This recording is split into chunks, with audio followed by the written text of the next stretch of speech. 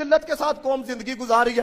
اقبال نے کہا ہے طائر لہوتی اس رزق سے موت اچھی جس رزق سے آئے پرواز میں کوتاہی، غیرت کے ساتھ مر جاؤ تاکہ تاریخ میں لکھا جائے یہ وہ بغیرت نہیں تھے کہ مسلمانوں کی بچیاں اٹھا کے لے کے جا رہے تھے، بچوں پہ بم برسائے گئے، یہ چپ بیٹھے رہے، کم از کم ان لوگوں میں نام لکھا جائے یہ وہ تھے۔